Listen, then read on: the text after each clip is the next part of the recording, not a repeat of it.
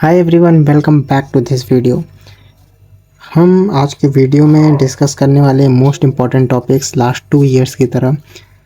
Last 2 years में आप लोगों ने बहुत सारा प्यार दिया है, उस सब के लिए आपके लिए को बहुत सारा थैंक यू, बहुत ज़्यादा। तो सारी चीज़ें सेम रहेंगी इस साल भी। मोस्ट इम्पॉर्टेंट टॉपिक को डिस्कस करने वाले, डिफरेंस केवल इतना आएगा कि फर्स्ट ईयर सेकेंड ईयर हमने तीनों सब्जेक्ट का डिस्कस किया था, बॉटनी, जूलॉजी और केमिस्ट्री का। बट इस ईयर हम लोग केवल एक सब्जेक्ट छोड़ने वाले हैं, जिसमें कि हमारा बॉटनी आता है। जूलॉजी और केमिस्ट्री में हम कंटिन्यू करेंगे। तो बॉटनी वालों से माफ़ी, और बाकी उन्हें जूलॉजी पढ़ना है तो जूलॉजी में टॉपिक ज़रूर देखिएगा आप लोग भी। तो चलिए इस वीडियो को स्टार्ट करते हैं, और हम देखने वाले हैं मोस्ट इंपॉर्टेंट टॉपिक्स जो कि इस साल 2024-25 के पेपर में आने वाले हैं।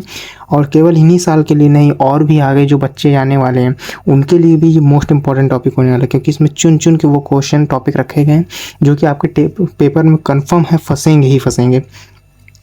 तो हमारा थर्ड ईयर की जूलॉजी फर्स्ट पेपर है ये, जिसमें मोस्ट इंपॉर्टेंट टॉपिक की थर्ड सीरीज़ है ये। फर्स्ट ईयर सेकंड ईयर में हमने फर्स्ट सेकंड सीरीज़ फॉलो की थी, ये हमारी थर्ड सीरीज़ है, जिसमें कि हमारा पहला पेपर का टॉपिक है मॉलिक्यूलर बायोलॉजी और जेनेटिक इंजीनियरिंग का। इसको मैंने टोटल 2 पार्ट में डिवाइड किया। पहला हमारा मॉलिक्यूलर बायोलॉजी से रिलेटेड टॉपिक होंगे, इसमें कुछ आ सकते हैं जेनेटिक इंजीनियरिंग के टॉपिक, और दूसरा हमारा जेनेटिक इंजीनियरिंग के टॉपिक होंगे, जिसमें कुछ मॉलिक्यूलर बायोलॉजी के अगर क्वेश्चन आ जाते हैं तो आप उससे ज़्यादा वो मत करिएगा, बट दोनों के सेक्शन में अलग अलग टॉपिक होंगे। तो सबसे पहला हमारा एमएससी होने वाला है। इसके फर्स्ट और second, MSc first and second दोनों बहुत इंपॉर्टेंट है, हर साल आते हैं। ट्रांसफोजॉन्स भी हर साल शॉर्ट नोट्स में पूछा जाता है। जीन क्लोनिंग के बारे में प्रॉपर एक क्वेश्चन आता है, जिसमें कि आपको पूरा डिस्कस करना पड़ेगा जीन क्लोनिंग, इसमें क्या क्या स्टेप्स होते हैं और सारी चीज़ें, ये लॉन्ग में आता है। लैप ओपेरॉन, इसके शॉर्ट क्वेश्चन में भी आते हैं, ये लॉन्ग में भी आता है, और बहुत ही इंपॉर्टेंट टॉपिक है लैक ओपेरॉन। इसके बाद क्लोनिंग वेक्टर की अक्सर बात कर ली जाती है।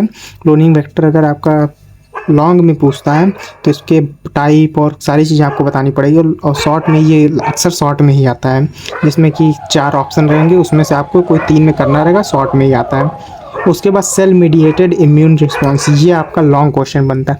इसमें आपको पूरा चीज़ें बतानी पड़ेगी, कौन कौन सी सेल्स आपकी इम्यून रिस्पॉन्स करती हैं, कौन कौन से टाइप की सेल्स होती हैं, बीटा सेल्स, टी सेल्स, और बाकी सारी जितनी भी सेल्स होती हैं इम्यून सिस्टम में, उनके बारे में आपको पूरा डिस्कस करके बताना पड़ेगा।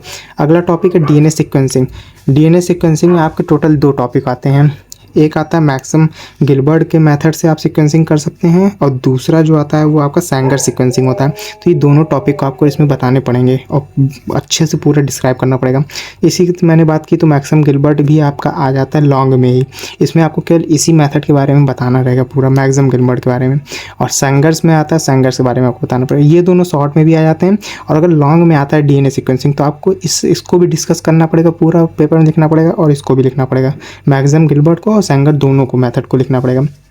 इसके बाद आपका रिस्ट्रिक्शन एंजाइम, ये आपको अक्सर शॉर्ट नोट्स में पूछा जाता है, बट अगर लॉन्ग में आता है तो आपके restriction enzyme first second third तीनों के बारे में, किस रिस्ट्रिक्शन एंजाइम को यूज़ किया जाता है ज़्यादा, किसका नहीं किया जाता, किस में कितने बेस पेयर्स रिकॉग्नाइज करने की क्षमता होती है, कैपेसिटी होती है, वो सारी चीज़ें आपको बतानी पड़ेगी, लेकिन अक्सर ये शॉर्ट नोट्स में पूछा जाता है। उसके बाद आता है रिकॉम्बिनेंट डीएनए टेक्नोलॉजी, ये आपका लॉन्ग में आता है। इसके बारे में पूछता है कि ये कैसे यूज़फुल है, इसके प्रॉस क्या है, इसके क्रॉन्स क्या हैं, सारी चीज़ें रिकॉम्बिनेंट डीएनए टेक्नोलॉजी में लिखनी पड़ेगी अगर ये लॉन्ग में आता है तो।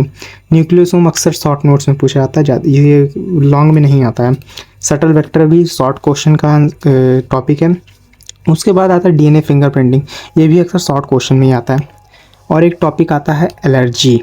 एलर्जी आपका इम्यून सिस्टम से रिलेटेड है, ये भी आपका शॉर्ट नोट्स में आता है, और इसके बारे में आपको लिखना पड़ेगा कौन कौन से एलर्जेंस होते हैं, ये सारे टॉपिक आप लिख सकते हैं। प्रोमोटर्स आता है आपका, ये पूछ लेता है कभी कभी प्रोमोटर क्या होते हैं, तो इसके बारे में आपको लिखना पड़ेगा, शॉर्ट नोट्स में आता है। क्रोमोसोम मैपिंग इन बैक्टीरिया, ये बहुत इंपॉर्टेंट टॉपिक है। इसमें आपको अगर ये लॉन्ग में आता है तो ट्रांसडक्शन बैक्टीरिया में कैसे होता है, थ्रू पिलाई होता है तो उसके मेथड को आपको पूरा लिखना पड़ेगा। स्पेशलाइज्ड ट्रांसडक्शन होता है उसके बारे में भी आपको लिखना पड़ेगा। तो ये सारी चीज़ आपको क्रोमोसोम मैपिंग बैक्टीरिया में करनी पड़ेगी, लिखनी पड़ेगी, और ये सारे टॉपिक क्लासरूम में पढ़ाए गए हैं, मैं पहले बता दूँ, और इससे क्वेश्चन पक्का आने वाले हैं। दूसरा है हेटेरोकैरियंस, इसके बारे में भी शॉर्ट नोट्स में आता है, इसको भी आप पढ़ के जाइएगा, इसको जरूर लिखिएगा। उसके बाद आता है रेपिटेटिव डीएनए सीक्वेंस, ये भी आपका शॉर्ट नोट्स में अक्सर पूछ लेता है। Cellular component of immune system, ये आपका लॉन्ग में भी आता है और शॉर्ट नोट्स में भी पूछ लेता है। सेलुलर कंपोनेंट कौन कौन से इम्यून सिस्टम के।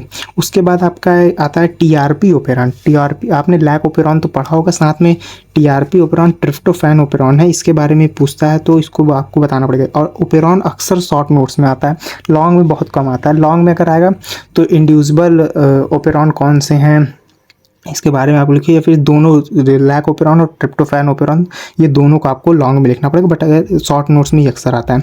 सीडीएनए एंड एमआरएनए सिंथेसिस, ये आपका जो टॉपिक है ये आपका लॉन्ग में बनता है और बहुत ही ज़्यादा इंपॉर्टेंट टॉपिक है ये, इसको बहुत अच्छे से पढ़ के जाइएगा। ये बहुत इंपॉर्टेंट टॉपिक है, ये लॉन्ग में भी आता है और शॉर्ट में, अक्सर ये लॉन्ग में देखा गया है। माइक्रो इंजेक्शन ऑफ जीन्स, ये आपका शॉर्ट नोट्स में आता है।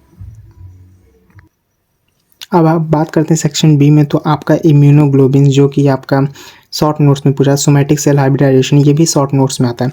Various cellular component of immune system, ये रिपीट हो गया है। ये भी मतलब कि सेलुलर सिस्टम जो भी इम्यून सिस्टम में आते हैं, सेलुलर कंपोनेंट सेल्स कौन कौन सेल्स आती हैं, वो सारी चीज़ें आपको इम्यून सेल्स में लिखनी पड़ेगी। लिम्फोसाइट सेल, टी सेल्स और बाकी सारी चीज़ें। यूकैरियोटिक जीनोम ऑर्गेनाइजेशन, बहुत इंपॉर्टेंट टॉपिक है। यूकैरियोटिक में कैसे जीनोम होते हैं, किस तरीके से ऑर्गेनाइज होते हैं, ये सारी चीज़ें आपको इसमें लिखनी पड़ेगी। अक्सर लॉन्ग में ये पूछा जाता है। इंसर्शनल एक्टिवेशन, लास्ट 4 ईयर में ये बहुत ज़्यादा रिपीट हुआ है ये क्वेश्चन, इसके बारे में शॉर्ट क्वेश्चन में आता है और ये अक्सर फर्स्ट क्वेश्चन में भी 4 टॉपिक होते हैं, उनमें से कह देता है इसके बारे में लिखिए। फर्स्ट वाले क्वेश्चन में भी आता है insertion in activation. Epitope and paratope, ये भी शॉर्ट आंसर में आया है। और आइसोसाइजोमर्स, आइसोसाइजोमर्स भी आए हैं शॉर्ट क्वेश्चन में। और लास्ट में न्यूक्लियोसोम, जो कि रिपीट हो गया है, न्यूक्लियोसोम भी आप पढ़ के जाइएगा।